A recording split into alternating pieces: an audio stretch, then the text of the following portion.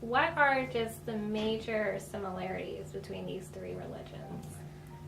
That's a big question. Right? It's a very big question. As you know, the foundations of these traditions are the same. We refer to these three as the traditions of the book, as the Abrahamic traditions. They are all sort of sourced in the same supernatural events, the same figures, the same God.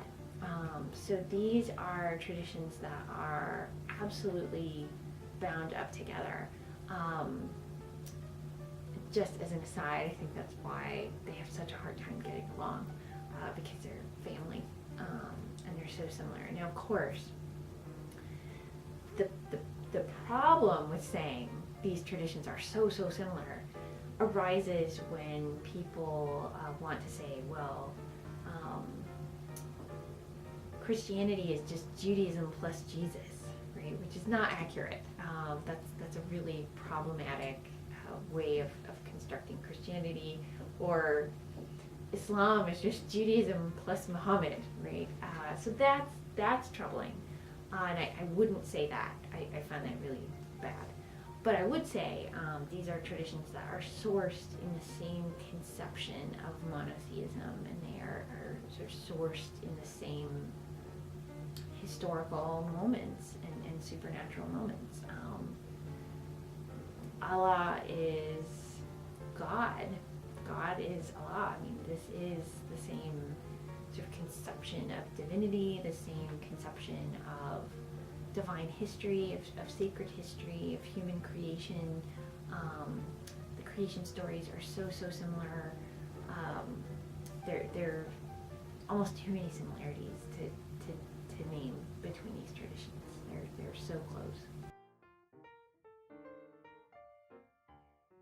Historically and theologically, these are the same. God. Allah is the same as the God of the Hebrew Bible. And who Christians also say it's the same God now and forever. Now, historically and theologically, that's so. To add a little nuance to this, you might say that a Christian living today in 2014 might say to a Jew or Muslim, my God is different from yours. Now, I'm not going to say that's an illegitimate statement. I'm very loath to do that, as you know. So I would certainly not say, well, that person's wrong, that their conception of God is sort of so different or so distinct from a Muslim conception of God. When religious studies scholars talk about God as God in these three traditions, they're talking about the kind of conception of a monotheistic God, of a singleness of God. And so, in a sense, almost by default, you have one figure. No, I don't see that. I think people would maybe say that Judaism and Christianity are similar because there's such a strong Jewish and Christian tradition in the U.S. So that's where we are, and we look around and we say, well, these people are all kind of alike, right? They're, Christian people on my TV and Jewish people on my TV. I don't see any Muslim people on my TV, so they must be more different, right? So yeah, as the Muslim presence in the United States grows through conversion and through natural increase, I think you will start to see people maybe making different claims about that. In Islam, there is a very strong proscription against understanding Muhammad as divine. That is heresy.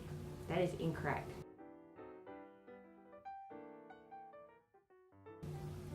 Christians who are Trinitarian, not all Christians are, but most are, Christians who are Trinitarian say Jesus is God, the Holy Spirit is God, God is God, and so Muslims, and to some extent Jews, can look at Christianity and say, now, what?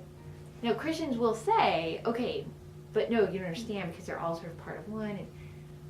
But that actually, in some ways, theologically, sounds an awful lot like Hinduism. which of course says, there are many manifestations and faces of the divine, but there is a kind of singularity, a singleness of holiness, of divinity that is one. The explanation that Christians give, which in evangelical terms is often stated 1 + 1 + 1 = 1 God, right? One Jesus, one Holy Spirit, one God equals God. That fuzzy math, which is beautiful from a theological standpoint, it's going to be unsatisfactory to Muslims. And so it is deeply ironic that people would think that Islam is polytheistic, because it is not at all.